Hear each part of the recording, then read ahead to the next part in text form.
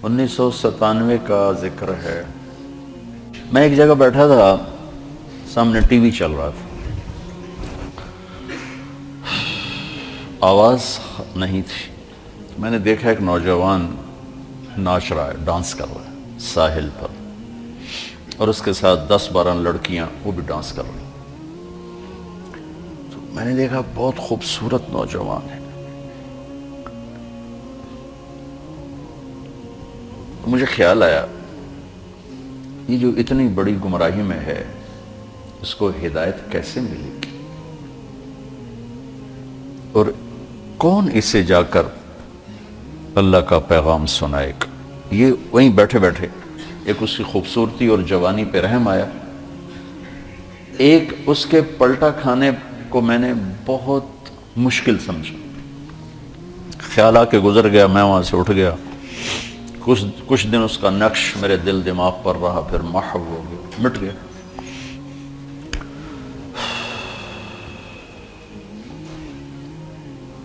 کراچی کا اجتماع تھا ستمبر میں، تو انہوں نے میرے لیے ایک چھوٹا سا خیمہ بنایا ہوا تھا کراچی والوں نے، تو میں وہ خیمے میں بیٹھا ہوا تھا، تو ایک نوجوان میرے پاس آیا، کہا جی پاکستان کا ایک مشہور گلوکار ہے، اس کا نام ہے جنید جمشید، میں آپ سے ملانا چاہتا ہوں۔ میں نے کہا کدھر ہے؟ کہا میرے ساتھ ہے۔ میں نے کہا تم کیسے جانتے ہو؟ کہ میرا کلاس فیلو تھا۔ میں نے کہا لے آؤ۔ تو وہ اس کو جب لے کر آیا تو اس نے چہرہ چھپایا ہوا تھا، مجمع کی وجہ سے شاید چہرہ پورا سے چھپایا ہوا۔ میرے سامنے آ کے بیٹھا اور یوں کھولا تو وہ وہی نوجوان جس کو میں نے اسکرین پر ناچتے دیکھا تھا۔ حیران۔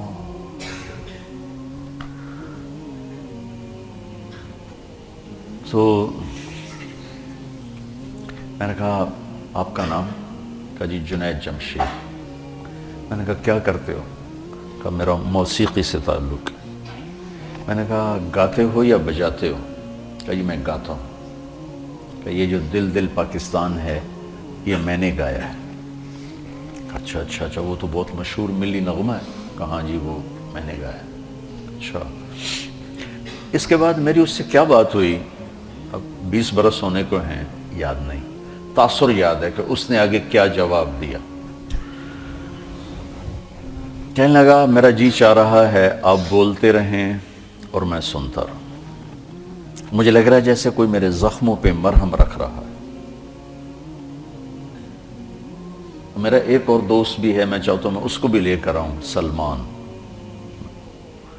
وہ بھی آپ کی باتیں سنیں۔ پھر تھوڑی دیر بعد اس نے کہا میں ایک سوال کرتا ہوں۔ ایک پاکستانی نوجوان جس گلیمر کو، گلیمر کہتے ہیں رعنائی، عیاشی، دنیا کی موج میلہ، جس موج میلے کو ایک پاکستانی نوجوان خواب میں دیکھتا ہے، وہ مجھے حقیقت میں حاصل ہے، میرے پاس ہے، لیکن اس کے باوجود میرے یہاں اندھیرا ہے۔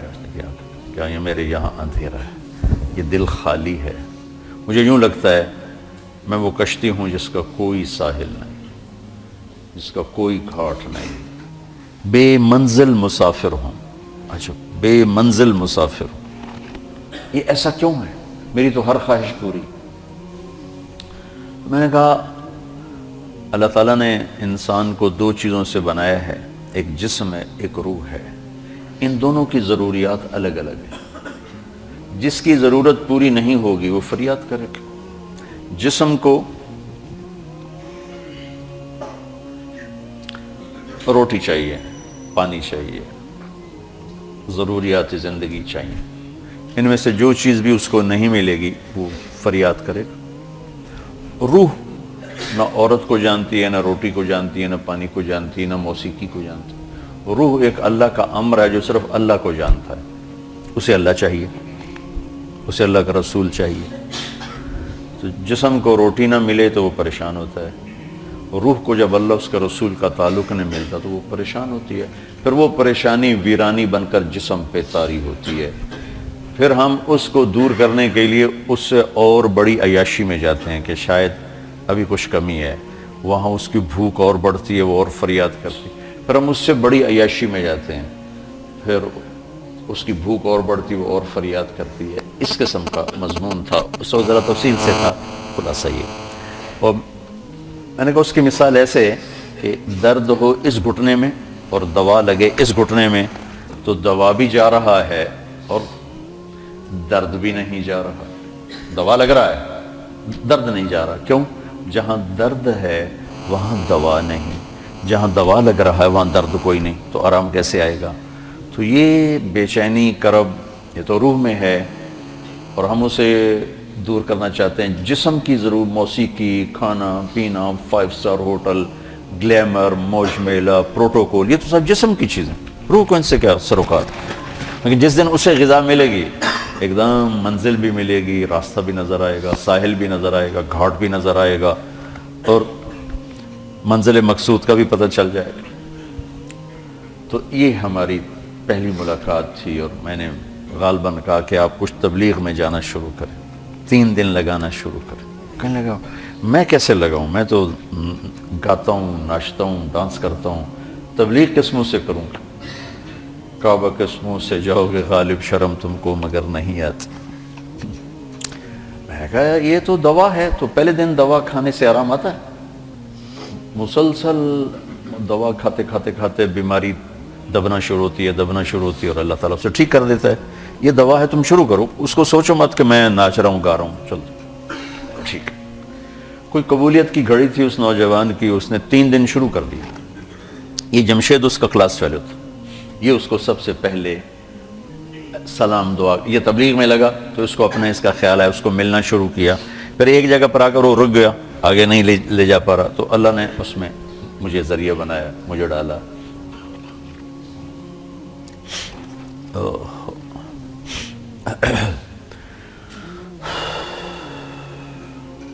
نومبر 1997 میں 4 مہینے کے لیے میری تشکیل ہو گئی امریکہ، مستورات کی جماعت، میں اور اہلیہ اور لاہور کی جماعت تھی۔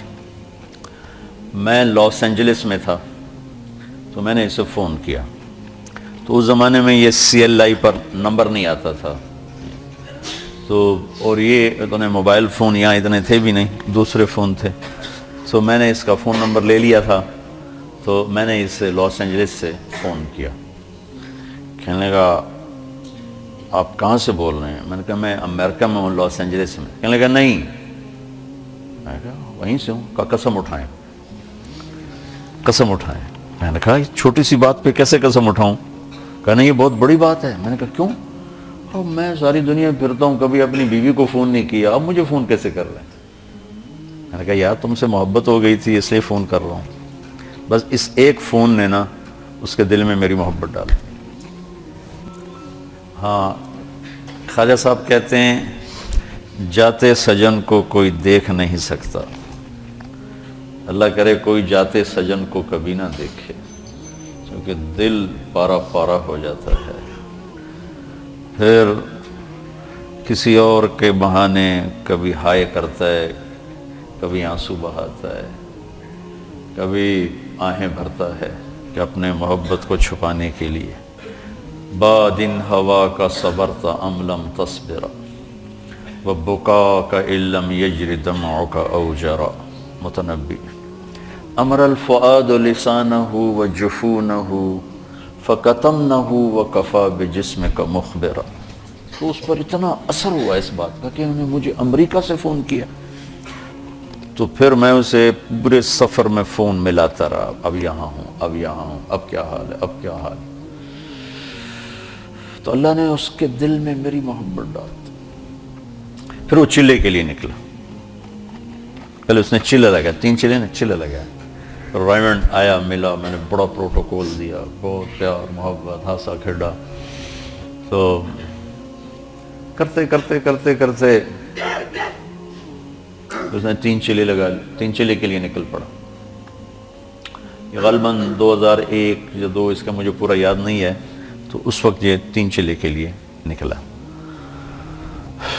تو اس نے مجھے بالا کوٹ سے فون کیا کہ مولانا میں اس وقت بالا کوٹ کی ایک پرانی مسجد ہے، اس میں ہماری جماعت ہے، باہر فرش ٹوٹا ہوا ہے اس پر ایک پھٹی ہوئی چٹائی ہے، اس پر میں لیٹا ہوا آپ کو فون کر رہا ہوں، اور جس سکون چین کو میں 5 اسٹار ہوٹلوں میں ڈھونڈتا تھا وہ مجھے یہاں اس ٹوٹی ہوئی مسجد اور پھٹی ہوئی چٹائی پہ مل چکا ہے۔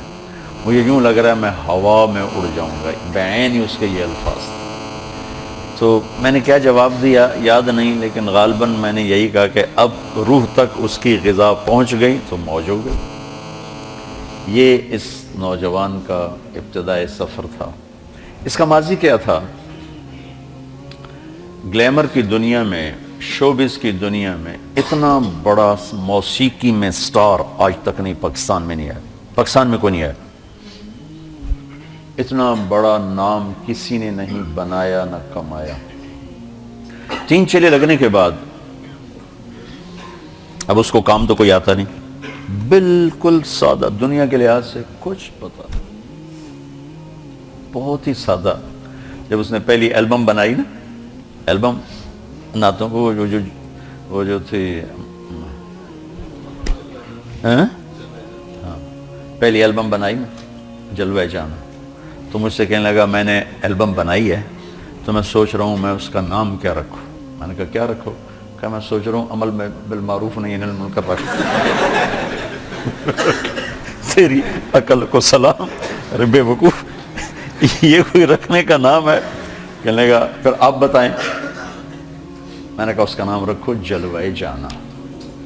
تو انہوں نے کہا واہ اس میں تو موسیقی ہے، جلوہ جانا اس میں تو موسیقی ہے۔ تو اس نے پھر ساری اس کی جو البمز ہیں اس کے نام میں نے رکھے، جو وہ بنا لیتا پھر مجھ سے کہتا نام بتائیں، پھر پتہ نہیں آگے کیا کیا نام، سب نام میں نے اس کے رکھے تھے۔ بہت سیدھا تھا دنیا کے لحاظ سے۔ تو جب موسیقی چھوڑی تو کمائی ختم، اور کوئی ہاتھ پکڑنے والا کوئی نہیں۔ مکان بیچنا پڑا، بک گیا، کام نہیں چلا۔ تو مجھے فون کر کے کہا کہ مولانا صاحب آج میرے گھر میں اتنے پیسے نہیں ہیں کہ میں اپنی ماں کی دوا خرید سکوں، پیسے کوئی نہیں، کدھر جاؤں، کیا کروں؟ عین اس وقت پیپسی والوں نے اس کو پیشکش کی کہ 10 گانے پیپسی کے لیے گاؤ، 4 کروڑ ہم سے لے لو۔ گھر میں دوا کے پیسے نہ ہوں اور 4 کروڑ کی پیشکش ہو۔ لبنان میں ایک لڑکی تھی عیسائی نوال، پیپسی والوں نے اس کو تیار کیا پیپسی کی مشہوری کے لیے گانا، مکس گانا مرد عورت۔ اس نے شرط لگائی کہ جنید صرف پاکستان سے میرے ساتھ گا سکتا ہے اور کوئی نہیں، اس کے ساتھ گاؤں گے اور کسی کے ساتھ۔ تو لہذا انہوں نے اس کو لینے کے لیے اتنی بڑی قیمت لگا دی۔ تو کاد الفقر ان یکون، فقر آدمی کو کہاں تک پہنچاتا ہے؟ تو وہ اتنا بے بس ہو چکا تھا کہ اس نے کانٹریکٹ سائن کیا، حامی بھری، شیو کرایا اور لبنان پہنچ گیا۔ مجھے پتہ چلا تو سب کو دعا میں لگایا اور خود میں نفلوں میں لگ گیا۔ پتہ نہیں میں کتنی نفل پڑھتا گیا، دعا مانگوں نفل پڑھوں، دعا مانگوں نفل پڑھوں، غالباً کوئی 50 نفل میں نے پڑھے۔ وہ بے قراری کی کیفیت، رونا آئے۔ ایسوں کو تو ذمہ ہوتا ہے مالدار لوگوں کے کہ وہ سنبھالیں، لیکن موسیٰ علیہ السلام کا فرمان ایک روایت میں آتا ہے جب اللہ ناراض ہوتا ہے تو پیسہ بخیلوں کو دے دیتا، حکومت نکموں کو دیتا ہے، بارش بے موسم کی کرتا ہے۔ تو عموماً اس وقت پیسہ بخیلوں کے پاس۔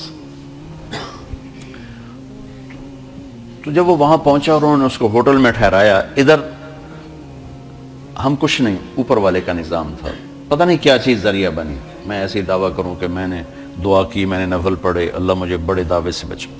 کہتا میں ہوٹل میں جب لیٹا تو میں بے قراری شروع ہو گئی، بے چینی شروع ہو گئی، نیند نہیں آ رہی، کروٹیں بدلتے رات کے 12 بج گئے اور میرے اندر آگ آگ آگ۔ آخر میں بے قرار ہو کے اٹھا، بیگ اٹھایا، کمرہ بند کیا، کاؤنٹر پہ چابی پھینکی اور سیدھا بیروت ایئرپورٹ پر آ گیا، اور پہلی فلائٹ جو مجھے ملی اس پہ چڑھ کے دبئی، اور دبئی سے پاکستان آ گیا۔ پاکستان پہنچا تو پرانوں کا جوڑ شروع ہو چکا تھا، پرانوں کا جوڑ۔ تو مجھے بتایا دوست نے کہ وہ آ چکا ہے، تو اس کو بلاؤ، ورنہ وہ سب اس کو گالیاں نکال رہے ہیں، تانے دے رہے ہیں، بولیاں مار رہے ہیں، تو اسے بلاؤ۔ تو میں نے اسے فون کیا کہ جوڑ شروع ہے، تم آ جاؤ۔ کہنے لگا میں کس منہ سے آؤں گا؟ میں نے کہا جو منہ تیرا اللہ نے بنایا اسی منہ سے آ جا۔ کہنے لگا اچھا میں آؤں گا۔ مجھے اندازہ ہو گیا کہ یہ نہیں آئے گا، تو میں نے اس کو فون کیا، سلمان اس کا نام۔ میں نے کہا سلمان ایسا کرو، اپنا اور اس کا ٹکٹ کروا لو، اور اس کو بتاؤ نہیں، بس جب جانا ہو اس کو بتا دینا، تو اس کو لے کے آؤ، اور رات کی فلائٹ لے کے آؤ، دن کی نہ لاؤ، کسی نے دیکھا تو پھر ایسے ہی بدتمیزی نہ کرے۔ تو میں نے اگلے دن اسے فون کیا کہ آ رہے ہو؟ کہ مولانا میں نے بہت کوشش کی، ٹکٹ نہیں مل رہا، بکنگ نہیں ملی، اس لیے بہت معذرت چاہتا ہوں۔ میں نے کہا تیری بکنگ ہو چکی ہے، تم سلمان سے ملو، تمہاری رات 7 بجے یا 9 بجے کی فلائٹ ہے، وہ تمہیں لینے آ رہا ہے۔ کہا آپ نے مجھے پھنسا ہی لیا، چھوڑا ہی نہیں۔ تو رات کو 9 بجے کے قریب وہ اترا لاہور ایئرپورٹ، تو میں نے اپنی گاڑی بھیجی، گاڑی پہ لے کر آیا۔ وہ جوڑ میں ناول خان صاحب کے مکان پر ایک کمرہ میرے پاس ہوتا تھا، میں نے اس کمرے میں اس کو ڈال دیا۔ میں نے کہا تم نے یہاں سے باہر نہیں نکلنا، یہیں رہو، کمرے میں ہی رہو۔ ایک دن باقی تھا تشکیلوں میں، تو وہ دن کمرے میں ہی رہا، رات کو نکلا تھوڑا بہت ادھر۔ اگلے دن ہم گئے سیالکوٹ، تو بہت اس کا اکرام کیا، ہنسا کھیڑا، کوئی تبلیغ کی بات نہیں کی، کوئی یہ نہیں کہا شیو کیوں کرا دی، 3 چلے تم نے ضائع کر دیے، تبلیغ کو بدنام کر دیا۔ ایک یہ رخ ہوتا ہے، ایک ہوتا ہے کہ وہ نشہ پلا کے گرانا تو سب کو آتا ہے، مزہ تو تب ہے کہ گرتے کو تھام لے ساقی۔ تو واہ واہ واہ واہ، یا کوئی گانا تو سنا تو چل بھائی وہ شروع ہو جاتا۔ تو 5ویں دن جب ہم واپس آ رہے تھے تو وہ میری گاڑی وہ چلا رہا تھا، کہنے لگا مولانا آپ نے مجھے دوبارہ پھنسا لیا، مجھے باندھ دیا آپ نے، کہا اب میری پکی توبہ ہے۔ میں نے کہا ایسا کر ذرا اس کو مشہور کرو تاکہ ذرا راستہ بند ہو جائے واپس جانے کا۔ تو میرا بیان تھا کولو تارڑ میں، تو ہم وہاں چلے گئے، اور وہاں سے فارغ ہوئے تو ہم رائمنڈ کی طرف، اس کو میں نے لاہور بھیج دیا، اور ایک دن پہلے اعلان کروا دیا اس سے کہ میں پریس کانفرنس کرنے جا رہا ہوں۔ تو بہت بڑی پریس کانفرنس ہوئی پریس کلب میں، تو اس میں اس نے کھل کے یہ اعلان کیا کہ میں اب موسیقی سے توبہ کر رہا ہوں، اور آئندہ ملی نغمے بہت گائے گئے، اس نے بڑے زبردست ملی نغمے گائے، لیکن دل پاکستان کی جو مقبولیت ہوئی اس شخص کی زبان سے، آج تک کوئی ملی نغمہ اس کو نہیں پہنچ سکا۔ تو پھر یہ کراچی واپس گیا، اب اس کے پاس کوئی راستہ نہیں ہے، حیران پریشان ہے۔ تو یہ مسجد میں پریشان بیٹھا تھا، تو اس کا جو سہیل کا بہت بڑا احسان ہے اس پر، اور میں اس کو سلام کرتا ہوں۔ وہ ایک چھوٹا سا تاجر تھا، کوئی بہت بڑا تاجر نہیں تھا، چند کروڑ کا اس کا بزنس تھا۔ تو اس نے اس سے پوچھا کہ جنید بھائی آپ پریشان کیوں ہیں؟ کہا گھر سے پریشان ہوں، کیا کروں، کہاں سے روٹی کھاؤں؟ ایک دکان بنائی وہ چلی نہیں، کہنے لگا مجھ سے تو کوئی آ کے کرتے ہی نہیں خریدتا، تبلیغ والے بھی نہیں آتے، نیک لوگ بھی نہیں آتے۔ تو اس نے کہا میرا کاروبار ہے، آپ میرے ساتھ شیئر کر لیں۔ تو میرے پاس تو پیسے کوئی نہیں، کہاں سے شیئر کروں؟ آپ کے پاس کوئی پراپرٹی ہے؟ تو پھر کہنے لگا مجھے یاد ہے انگلینڈ میں ایک مکان تھا، میں نے کہا وہ بیچ دیں۔ تو وہ 1,00,000 پاؤنڈ میں اس نے وہ بیچ دیا، تو 1 کروڑ 1.25 کروڑ اس کو ملا۔ تو وہ مجھے دے دیں، اور آپ کا 30% آپ کا، باقی میرا 70 میرا۔ تو اللہ تعالیٰ نے اس کو ہنر دیا تھا، اس کا نام تھا، تو اللہ نے جو اس کی قربانی، اس نے اس کو تو کچھ پارٹنر ہو تو پھر کہتے ہیں اب یہ کام کرو، یہ ذمہ داری اٹھاؤ، اس نے اس کو فری کر دیا، اب جاؤ جو مرضی کرو، بس تیرا نام مجھے چاہیے، تو جو مرضی کر۔ تو اس وقت ان کا برانڈ پاکستان کا سب سے بڑا برانڈ بن چکا، اور حیرت کی بات ہے یہ بڑے بڑے نام والے گل احمد اور کھاڑی اور کیا کچھ کتنی لڑکیوں کے اشتہار چھاپ رہے ہیں، پورے پاکستان کو لڑکیوں سے بھر دیا، ان کا ایک اشتہار نہیں ہوتا لڑکی کا، اور پاکستان کا سب سے بڑا برانڈ ہے، کئی سال سے ہر سال ٹرافی لے رہے ہیں، ایکسپورٹ کی ٹرافی یہ لے رہے ہیں۔ تو اس نے پھر اس کو تھاما، اور اس نے پھر اللہ نے اس کے لیے رزق کا دروازہ کھولا۔ کہ مجھے کہا کرتا تھا کہ اللہ نے مجھے موسیقی میں اتنا نہیں دیا جتنا حلال راستے سے، کہ موسیقی کا پیسہ تو اتنا بے برکت تھا، آتا تھا پتہ نہیں کہاں چلا جاتا، میں ہر وقت فقرا رہتا تھا، اور اللہ تعالیٰ نے اس کا ہاتھ پکڑا اور رزق کے دروازے کھولے، تو ساری دنیا میں مقبولیت کے دروازے کھولے، اور پوری دنیا پھر چلہ لگانا، 7 مہینے لگے، چلے لگے، سے روزے لگانا۔ اب ہمیں یہ سلیقہ نہیں کہ جو جس مرتبے کا ہے اس کو اس کے مطابق چلائیں، یہ ہمیں سلیقہ نہیں۔ یہ میں نے مولانا سعید خان صاحب کو اپنی آنکھوں سے کرتے دیکھا تو مجھے سمجھ میں آیا، ورنہ مجھے بھی کچھ خبر نہیں تھی، ہمیں اصولوں کا۔ تو میرے نبی کا انداز یہ نہیں تھا، جریر بن عبداللہ کے لیے چادر بچھا رہے ہیں، ابو بکر کے لیے نہیں بچھائی، جریر بن عبداللہ کے لیے بچھائی، یمن کے شہزادے ہیں، ان کو اپنی چادر پیش کی، اس پر بیٹھو۔ عدی بن حاتم کو سرانہ پیش کیا، اس پر بیٹھو۔ تو انزل الناس منازلہم میں ہم سے نا وہ پہچان نہیں ہو پاتی، تو ہم بڑے بڑے ہیرے ضائع کر بیٹھتے ہیں۔ پھر اللہ تعالیٰ نے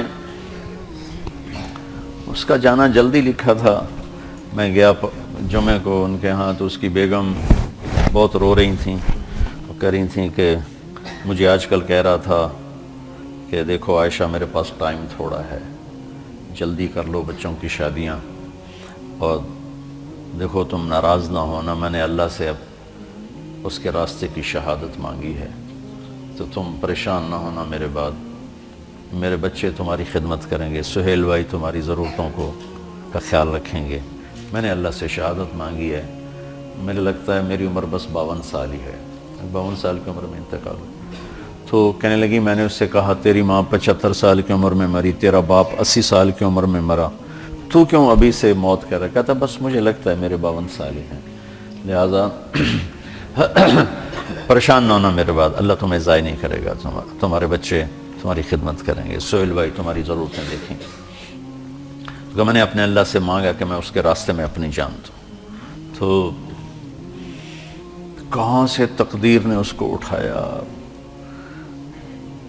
امریکہ سے انگلینڈ آیا، انگلینڈ سے کراچی آیا، کراچی سے لاہور آیا، تو لاہور تھا تو سعید چلی کی جماعت میں چل رہا ہے وہاں چترال، اس کا فون آ گیا کہ میری نصرت کے لیے آؤ، سہیل کو بھی اس کو بھی، تو تیار ہو گیا، ٹھیک ہے میں آتا ہوں، اور سہیل کو بھی اس نے تیار کیا، مجھے بھی فون کیا آپ بھی چلو، تو سہیل نے بھی کہا، میں نے کہا ٹھیک ہے آپ لوگ تو چلو، میں بھی دیکھتا ہوں اگر موقع ہوا تو میں بھی چلتا ہوں آپ کے ساتھ، میں تو کبھی چترال گیا نہیں، چلو آپ کی برکت سے میرا بھی سفر ہو جائے گا، کاش آپ میں سے کوئی بچہ مجھے اس جیسے اخلاق والا مل جاتا۔ میں تمہارے استادوں سے کہہ رہا تم سارا دن قرآن حدیث پڑھاتے ہو، لیکن تم سب میرے سامنے میرے بچے کو کچھ میرے بھائیوں جیسے مولانا عبداللہ صاحب جیسے میرے بڑا مولانا مفتی صاحب جیسے، باقی سب تو میرے چھوٹے ہیں۔ میں نے کہا میں دیانتداری سے کہتا ہوں، میں تم میں وہ اخلاق نہیں، اپنے میں وہ اخلاق نہیں دیکھتا جو میں نے اس نوجوان میں وہ اخلاق دیکھے۔ تو سٹیج پر جب اداکار آتا ہے تو اس کے آنے کا جو وہ ہوتا ہے نا، اس کو کہتے ہیں انٹری، وہ اگر ایسی ہو کہ مجمع اثر لے لے تو پھر وہ چھا جاتا ہے۔ وہ آئے جواد وسیم کی طرح پیٹ نکال کے تو وہ کبھی بھی سٹیج پہ مشہور نہیں ہو سکا۔ تو ایک اداکار کا آنا یہ بڑا قیمت رکھتا ہے۔ ایک جب وہ اپنا پروگرام یا اپنا حصہ ختم کر کے جب نکلتا ہے پیچھے، ایک وہ بیچ میں کچا پکا بھی ہو جائے تو کوئی فرق نہیں پڑتا، لیکن اس کا آنا بھی ہونا چاہیے گرم جوشی کا اور جانا بھی ہونا چاہیے گرم جوشی کا، تو پھر بیچ کا جو کچا تاثر ہے یا تھوڑا جو ڈاؤن ہوتا ہے وہ لوگ بھول جاتے ہیں۔ تو تو پھر میں وہ اس کو تشبیہ دیا کرتا تھا، میں کہا جنید تیری انٹری بڑی زبردست ہوتی ہے. مجھے اتنے لوگ فون کرتے ہیں، کبھی کوئی ایسے نہیں گرم جوشی، کبھی کسی نے مجھے اتنی گرم جوشی سے کبھی نہیں کہا مولانا مولانا مولانا، چاہے دن میں 10 دفعہ فون کرو، اسی گرم جوشی کے ساتھ بولو. یہ میرے والد مرحوم میں عادت تھی کہ وہ جس کو ملتے تھے آؤ جی ایسے کر کے ملتے تھے. لوگ ساری زندگی یاد رکھتے تھے. وہ پہلی انٹری ایسی ڈالتے تھے، حالانکہ وہ بڑے غصے والے تھے، لیکن پہلی انٹری ایسے آؤ جی آؤ جی آؤ جی، تو وہ لوگ ساری زندگی یاد رکھتے. اب مجھ سے وہ ہوتا ہی نہیں ہے.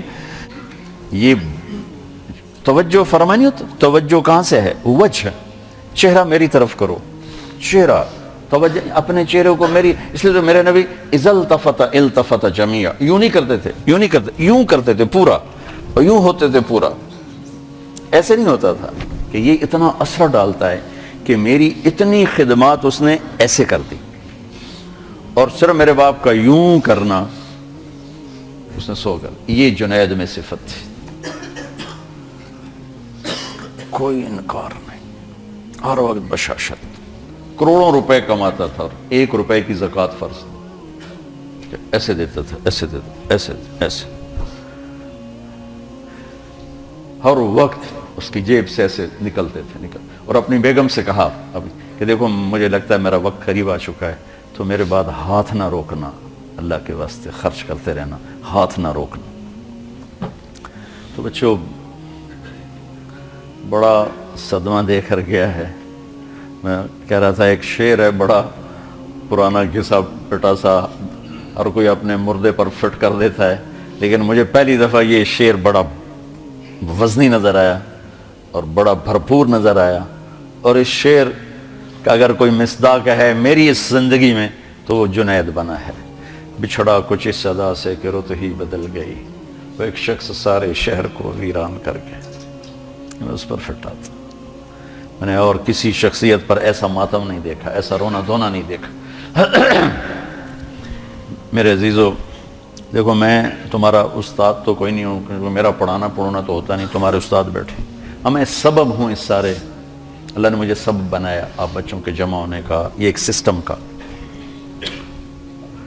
زندگی اس امت کو مختصر ملی ہے، کام بہت بڑے ملے ہیں، اس میں سارے نہیں ہو سکتے، سارے نہیں ہو سکتے، ایک ہی ہو سکتا ہے.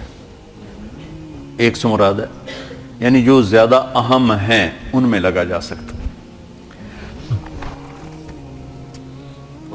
ابو غدہ رحمۃ اللہ علیہ نے بھی اپنی کتاب میں لکھا ہے کہ علم لامحدود ہے، زندگی محدود ہے، لہذا سب کا احاطہ نہیں ہو سکتا، تو اپنے آپ کو اہم فل اہم میں لگاؤ. ایسے نہ ضائع کرتے پھرو، منطق کے پیچھے لگ گئے، فلسفے کے پیچھے لگ گئے، پتہ نہیں شعر و شاعری کے پیچھے لگ گئے.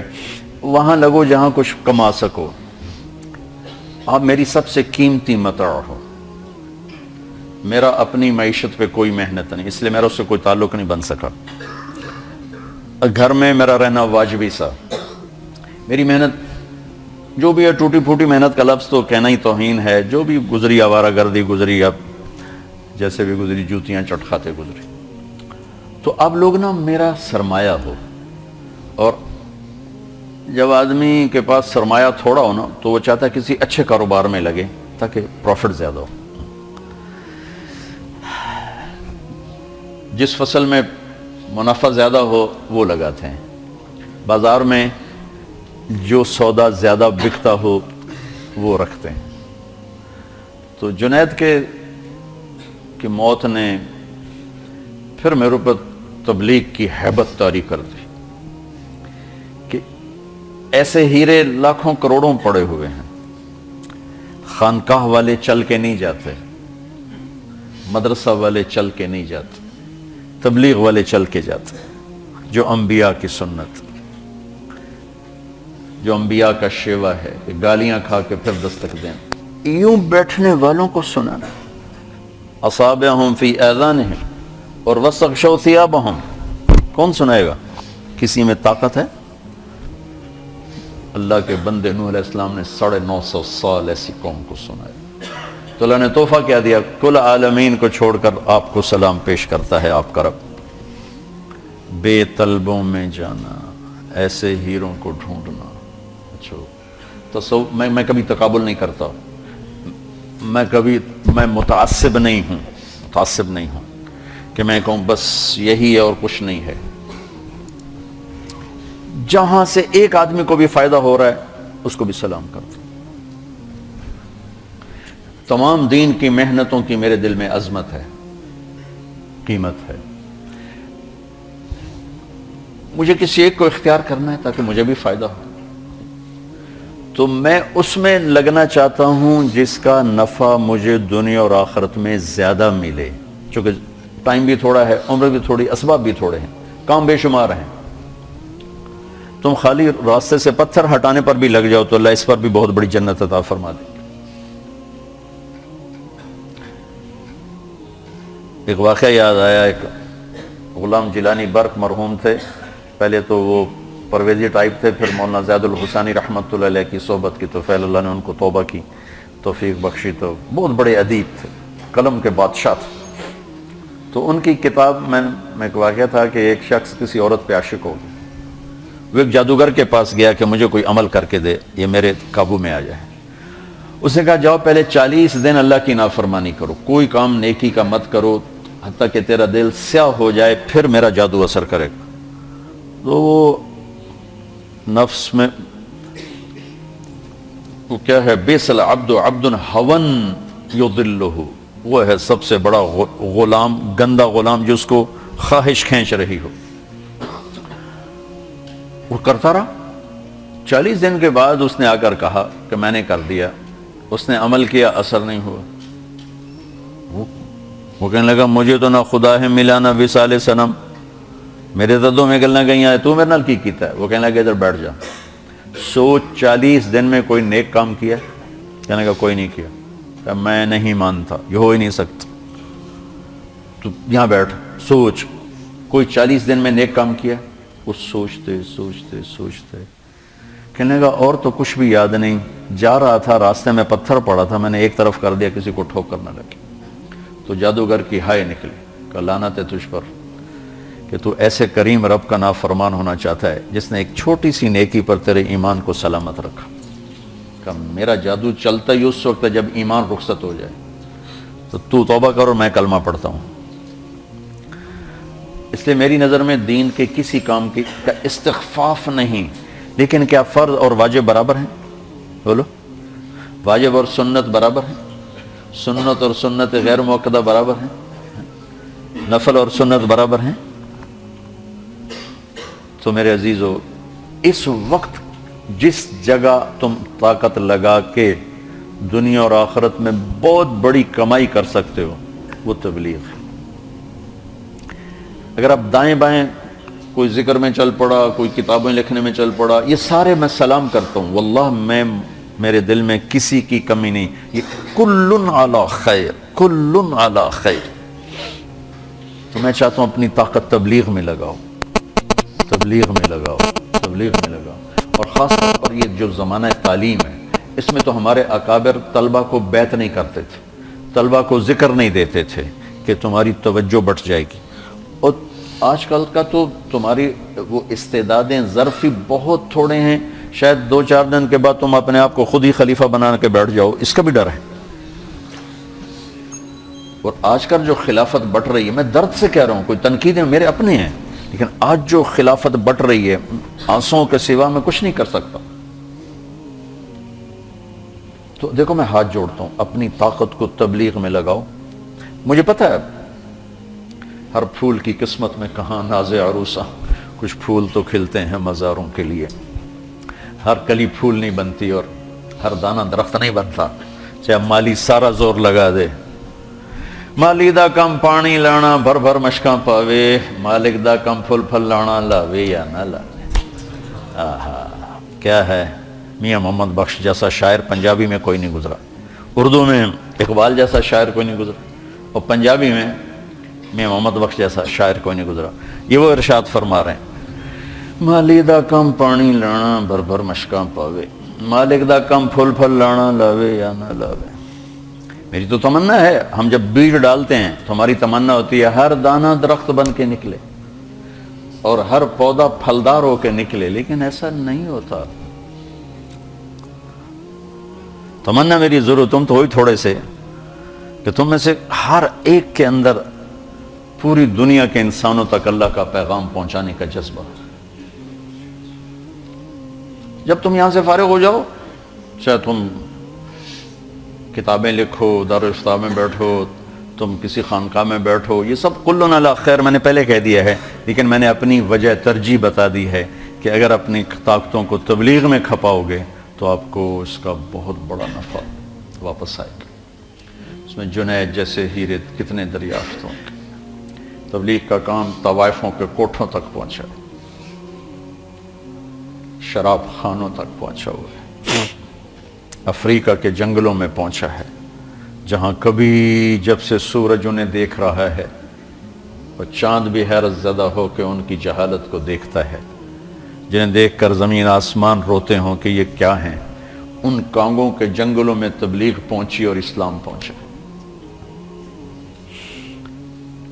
علماء کی ایک محفل تھی سعودیہ میں اور تبلیغ والوں پہ برس رہے تھے، اہل البدع، اہل الجہل، اہل فلاں، اہل فلاں۔ ایک وہاں کیمرون کے عالم بیٹھے ہوئے تھے،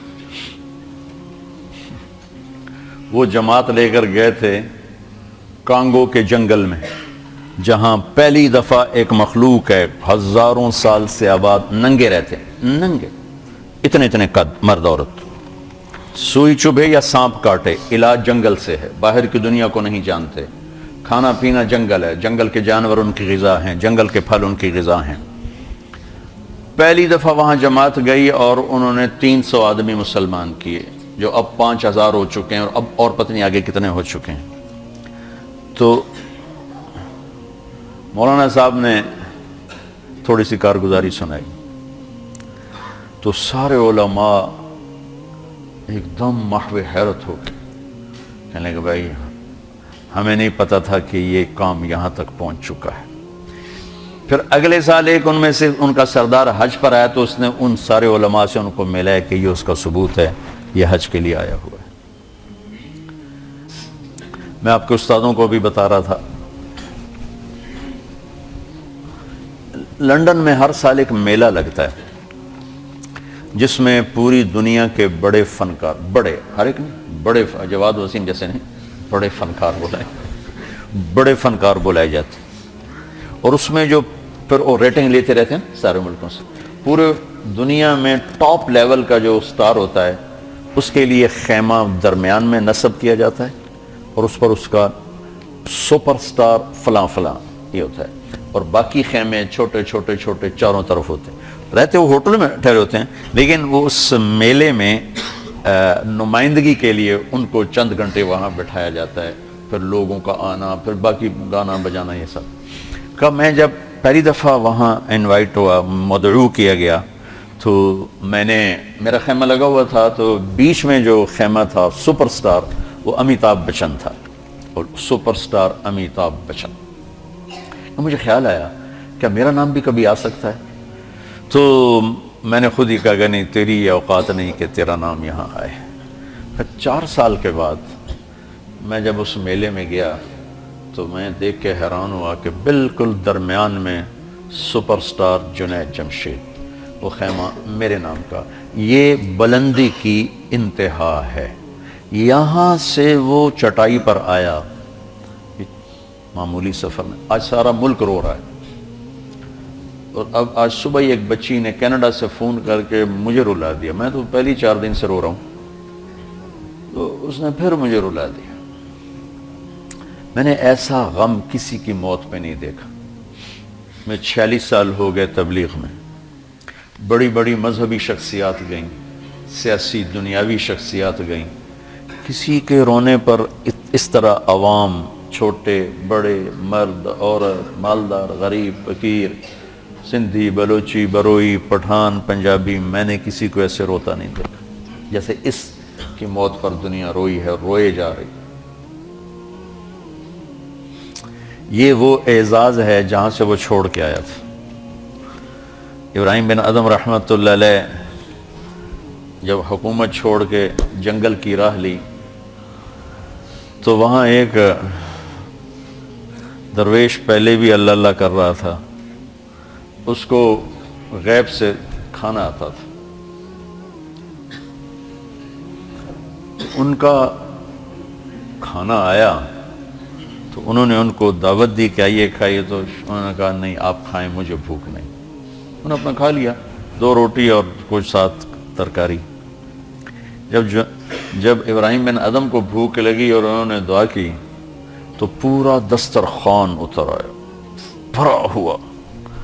تو وہ درویش ایک دم بول اٹھا, یا اللہ میں تو برسوں سے پڑا تجھے یاد کر رہا, میرے لیے 2 روٹی اور سبزی اور یہ آج آیا اور اتنا بڑا دسترخوان. تو کہتے ہیں میں نے یہ واقعہ پتہ نہیں کہاں پڑھا تھا یا کہیں سے سنا تھا, سند تو مجھے معلوم نہیں ہے. تو غیب سے آواز آئی کہ تم جھونپڑا چھوڑ کے آئے ہو, یہ بادشاہت چھوڑ کے آیا ہے. تو ہر ایک کو اعزاز, انزل الناس منازلہم, انزل الناس منازلہم. تو اللہ نے اس کو اس کے منزلہ پر اتارا. واللہ میں نے ایسا سوگ, ایسا ماتم, ایسا رونا میں نے نہیں دیکھا. جنہوں نے کبھی اس کو دیکھا بھی نہیں وہ بھی روئے جا رہے ہیں. اتنی بڑی جگہ سے نیچے آنا, تمہیں کوئی ممبر سے اتار دینا تو تم کفر کے فتوے اور بغاوت پہ آ جاؤ. کہاں سے وہ اترا ہے؟ یہ سروزہ جماعت کا امیر بدل دو نا, تو جس کو بدلو اس کو غصہ چڑھو تو کہ مجھ سے امارت چھین لی. تبلیغ والوں نے اس کی قدر نہیں کی, مکی مسجد والوں نے اس کی تشکیلیں بند کر دیں کہ یہ تو اپنی ترتیب پہ چلتا ہے. میں تمہارے استادوں سے کہہ رہا تھا کہ ہاتھی کو ٹوکرے میں کوئی بٹھا سکتا ہے؟ اس کے لیے تو اس کے حساب سے ہی دروازہ چاہیے. ہاتھی والوں سے دوستی ہو تو دروازے بڑے کرو, ہے نا, مثل مشہور ہے. میرے عزیزو, باغباں کی تو خواہش ہوتی ہے کہ ہر غنچہ کھلے بھی, پھلے بھی, پھولے بھی. میری تمنا ہے, میری درخواست ہے, سب کی قدر, سب کی عظمت واللہ میرے دل میں کسی کی کمی نہیں ہے. اس تھوڑی سی زندگی میں وہ کروں جس کا نفع زیادہ ملے. تھوڑا سرمایہ والا اپنے سرمایہ کو ضائع کرنے سے ڈرتا ہے کہ کہیں کھو نہ بیٹھو. تو اس امت کو زندگی کا سرمایہ تھوڑا ملا ہے, وہاں لگاؤ جہاں اس کی واپسی بہت زیادہ ہو. وہ اس وقت تبلیغ میدان میں چہار دانگ اس کی خوشبو ہے. تو مجھے اللہ نے اس قافلے کے ساتھ جوڑے رکھا, جوڑے رکھا, جوڑے رکھا, جوڑے رکھا. آپ بچوں سے بھی یہی چاہتا ہوں, نہ آپ کا علم پختہ ہے, نہ صحبت پختہ ہے, نہ تجربہ ہے, تو 2-4 کتابیں پڑھ کے اپنی رائے قائم مت کرو, اپنی رائے قائم مت کرو, نہ کہیں کھڈے میں گر جاؤ گے. ہم آپ کو زبردستی تو نہیں کر سکتے ہیں, لیکن اپنے دلوں کے دروازے ہماری آواز کے لیے کھلے رکھو, اپنے دماغ کے ریشوں کو ہماری بات کے لیے کھلا رکھو. کل آپ اس کا نفع اٹھاؤ. میں نے اپنے بڑوں کی ہر ناگواری کو برداشت کیا اور کبھی اعتراض نہیں پیدا ہونے دیا. ٹھیک ٹھیک ٹھیک, اللہ مجھے اس کا نفع دے رہا ہے, اللہ مجھے اس کا نفع دکھا رہا ہے. تو تم مجتہد نہ بنو بچوں, خود اپنی رائے قائم نہ کرو, یہ ہے اور یہ ہے, یہ ہے. بہت چھوٹا سا ہمارے پاس. تو پھر ویسے ہم نے نصاب چھوٹا کر دیا ہے, یہ 8 سال والوں کو 7 سال کر دیا, اب 7 سالوں کو 6 سال کر دیا. تو اب 3 جگہ تم تقسیم نہیں ہو سکتے ہو, لہذا یا تعلیم میں لگو یا تبلیغ میں لگو. جب فارغ ہو جاؤ پھر جو تمہارے جی میں آئے, چاہے جو مرضی کرنا. مجھے 8 سلسلوں میں خلافت حاصل ہے, 8, یہاں 4 ہیں نا, چشتیہ, قادریہ, سہروردیہ, نقشبندی. مجھے 8 سلسلوں میں 4 جو ان کو مجھے نام بھی نہیں آتا. خلیفہ غلام احمد صاحب رحمۃ اللہ علیہ کا پیغام آیا, نقشبندی سلسلے کی بہت بڑی شخصیت, اور حضرت لاہوری رحمۃ اللہ علیہ سے بھی خلافت تھی. ڈیرہ اسماعیل خان سے پیدل لاہور جاتے تھے اپنے شیخ کو ملنے کے لیے. ڈیرہ اسماعیل خان سے پیدل, 104 سال کی عمر میں وفات پائی. تو ان کا پیغام آیا کہ مجھ سے آ کے ملو. میں لاہور میں تھا, میں رائمنڈ تھا, وہ لاہور تھا, اجتماع تھا, تو میں نے نظر انداز کر دیا. تو پھر ان کے کا پیغام ہے مجھ سے آ کے ملو, میں نے پھر نظر انداز کر دیا.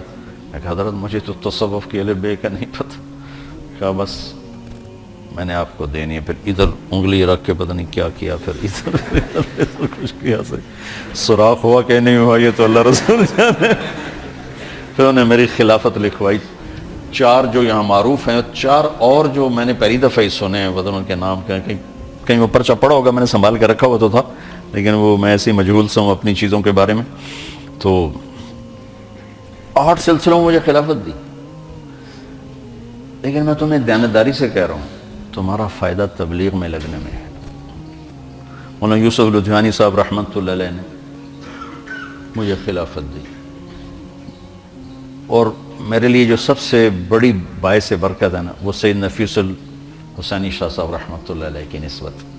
تو بچوں آگے فقیرانہ آئے صدا کر چلے، میاں خوش رہو ہم دعا کر چلے. کرنا نہ کرنا تو آگے تمہارا کام ہے، بتانا ہمارے ذمہ ہے. سو کوشش کی ہے کہ آپ کو بتا دیا جائے. احباب جمع ہے، میر حال پھر اتفاق چلو جنید کے لیے تھوڑی دعا کرو. اللهم لك الحمد كما انعمت وصلي على محمد وعلى اله وصحبه منا ما انت انك انت التواب الرحيم. یا اللہ یہ سارا مجمع تیرے نیک نیک نیک نوجوانوں کا ہے، ان کے استادوں ہوں یا مدرسے کے ملازم ہوں یا یہ بچے پڑھنے والے ہوں، یہ سب تیری راہ کے مسافر ہیں، سب وہ شعبان میں شعور کی عبادت ہی رہیں. یا اللہ یا اللہ ان کے اٹھے ہوئے ہاتھوں کی بخیر سارے شہدائے اس جہاز کو، خاص طور پر میرے دوست میرے بھائی جنید سیدھی کو اپنی شایان شان درجات عطا فرما، ان کی بخشش فرما، ان کے درجے بلند فرما، ان کی کمی کوتاہیاں معاف فرما. یا اللہ یا اللہ یا اللہ، زندگی بھر میں جو اس سے غفلت ہوئی، کوتاہی ہوئی، تو بہت قدرت والا ہے، اپنے فضل و احسان سے اس کو معاف کر دے. اس نے ساری زندگی تیرے نبی کی نعت سنائی، تیری تعریف کی، تیرے سامنے اس نے ایک مناجات ایسی گائی ہے یا اللہ کہ وہ جب بھی سناتا تھا ہمارے دل پگھلتے تھے، ہمارے آنسو بہتے تھے. یا اللہ وہ تیرے پاس پہنچ چکا ہے. ہماری دعا ہے یا اللہ کہ تو اہل ایمان کو وہاں جمع کرے اور اس سے کہے اٹھ اور کھڑا ہو. سنا الہی تیرے در پر بھکاری بن کے آیا، الہی تیری چوکھٹ پہ بھکاری بن کے آیا. یا اللہ مدت تو ہم نے یہ مناجات سنی، مینا میں سنی، عرفات میں سنی، مکہ میں سنی، اور یا اللہ ہم آنسوں سے روئے. اس کی دردناک آواز نے، وہ خود بھی روتا تھا، ہمیں بھی رلاتا تھا. یا اللہ آج وہ تیری بارگاہ میں پہنچ گئے. میرا جی چاہتا ہے یا اللہ تو اہل ایمان کو جمع کرے، ان کی ارواح کو جمع کرے، فرشتوں کو جمع کرے، اور تو ان سے کہے میرے بندے اٹھ اور سنا، الہی تیری چوکھٹ پر بھکاری بن کے سراپا عجز فقر و نلوت لے کے آئے. اے اللہ ہم بھی تیرے پاس راستے میں ہیں، کب آنا ہے تجھے زیادہ پتا ہے، لیکن ہم بھی میرے مولا بھکاری ہیں، عجز و ندامت ہے، دامن خالی ہے، نیکیاں بھی گناہ نظر آتی ہیں، گناہوں کا بوجھ تو پہلے ہی بہت زیادہ. اے اللہ ڈر لگتا ہے پتہ نہیں کس حال میں تو واپس بلائے گا. میرے مالک تو نے فضل فرمایا، ساری زندگی نیک نامی کے ساتھ گزر، نیک لوگوں کے ساتھ گزروائی، ان خوبصورت نوجوانوں کے ساتھ گزروائی. اے اللہ یا اللہ اے میرے مالک تیری بے نیازی سے ڈر بھی کرتا ہے. تو سمجھ تو غنی ہے، ہم فقیر ہیں،